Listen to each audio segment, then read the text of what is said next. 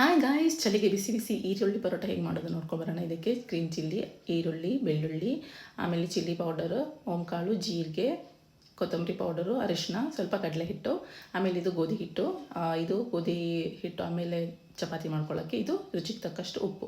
So ಗೋಧಿ ಹಿಟ್ಟಿಗೆ ಎಷ್ಟು ಬೇಕಷ್ಟು ಉಪ್ಪು ಹಾಕಿಬಿಟ್ಟು ನಾನು ಬಿಸಿ ನೀರು ತೊಗೊಂಡಿದ್ದೀನಿ, ಏನಕ್ಕಂದರೆ ಹಿಟ್ಟು ಸ್ವಲ್ಪ ಚೆನ್ನಾಗಿ ಬರುತ್ತೆ. ಆಮೇಲೆ ಕೈನಲ್ಲಿ ಎಣ್ಣೆ ತೊಗೊಂಡು ಚೆನ್ನಾಗಿ ನಾದ್ಕೋಬೇಕು. ಲೈಕ್ 5 to 10 minutes ಚೆನ್ನಾಗಿ ಎಷ್ಟು ನಾದ್ಕೋತಿರಲ್ಲ ಅಷ್ಟು ಚೆನ್ನಾಗಿ ಸ್ಮೂತಾಗಿ ಬರುತ್ತೆ. ನಿಮ್ಗೆ ಚೆನ್ನಾಗಿ ಲಟ್ಸೋಕ್ಕೆ ಈಸಿ ಆಗುತ್ತೆ. ಸೊ ಇದನ್ನು ಕವರ್ ಮಾಡಿ ಒಂದು 10 ನಿಮಿಷ ಸೈಡಲ್ಲಿ ಇಟ್ಬಿಟ್ಟು ಏನು ವೆಜಿಟೇಬಲ್ಸ್ ತೊಗೊಂಡಿದ್ದೀನೋ ಲೈಕ್ ಈರುಳ್ಳಿ, ಬೆಳ್ಳುಳ್ಳಿ, ಆಮೇಲೆ ಗ್ರೀನ್ ಚಿಲ್ಲಿನ ಚಿಕ್ಕದಾಗಿ ಕಟ್ ಮಾಡ್ಕೋಬೇಕು. ಎಷ್ಟಾಗುತ್ತೆ ಅಷ್ಟು ಚಿಕ್ಕದಾಗಿ ಕಟ್ ಮಾಡ್ಕೊಳ್ಳಿ.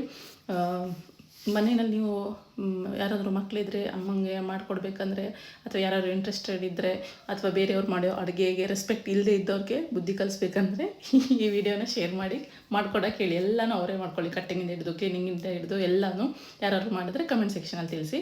ಸೊ ಈ ಥರ ಥಿನ್ನಾಗಿ ಸ್ಲೈಸಾಗಿ ಮಾಡ್ಕೋಬೇಕು. ಇದಕ್ಕೆ ಕೊತ್ತಂಬರಿ ಸೊಪ್ಪು ಇರಲಿಲ್ಲ, ನಾನು ಪುದೀನ ಸೊಪ್ಪು ಹಾಕ್ಕೊಂಡಿದ್ದೀನಿ. ಆಮೇಲೆ ಕಡಲೆ ಹಿಟ್ಟು ನಾವು ಲಟ್ಸೋವಾಗ ಅದು ಚೆನ್ನಾಗಿ ಸ್ಪ್ರೆಡ್ ಮಾಡ್ಕೊಳ್ಳೋಕೆ ಈಸಿ ಆಗುತ್ತೆ. ಸೊ ಚೆನ್ನಾಗಿ ಕಲಿಸ್ಕೋಬೇಕು. ಚೆನ್ನಾಗಂದರೆ ಪ್ರಾಪರಾಗಿ ಆನಿಯನ್ದು ನೀರೆಲ್ಲ ಬಿಡ್ಕೋ ಥರ ಕಲಿಸ್ಕೋಬೇಕು.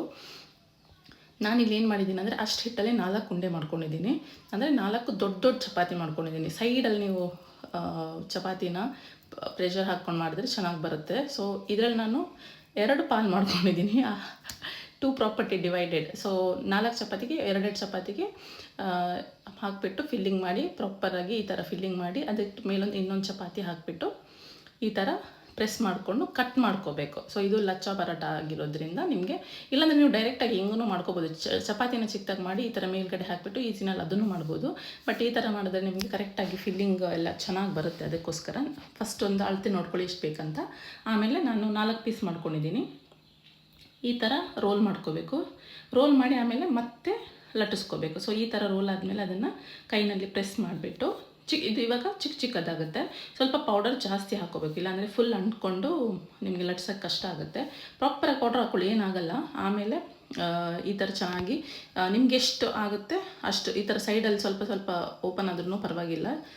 ಕಾಯಿಸೋವಾಗ ಚೆನ್ನಾಗೇ ಬರುತ್ತೆ. ಬೆಣ್ಣೆ ಅಥವಾ ತುಪ್ಪ, ಅಥವಾ ನಾನು ಆಯಿಲ್ ಯೂಸ್ ಮಾಡಿರೋದು. ನಿಮ್ಗೆ ಆಯಿಲ್ ಬೇಕಾದ್ರೆ ಯೂಸ್ ಮಾಡಿ. ಆಯಿಲ್ ಹಾಕಿದ್ರೆ ಚೆನ್ನಾಗಿರುತ್ತೆ. ಇದೇ ಥರ ನೀವು ಬೇಕಂದರೆ ಪನ್ನೀರ್ ಗ್ರೇಟ್ ಮಾಡಿ ಅಥವಾ ಆಲೂಗಡ್ಡೆ ಬೇಯಿಸ್ಬಿಟ್ಟು ಸೇಮ್ ಎಲ್ಲನೂ ಐಟಮ್ಸ್ ಎಲ್ಲನೂ ಸೇಮು, ಬಟ್ ಆನಿಯನು ಹಾಕ್ಕೋಬೋದು. ಏನು ಬೇಕಾದರೂ ನೀವು ಫಿಲ್ಲಿಂಗ್ ಮಾಡ್ಕೋಬೋದು.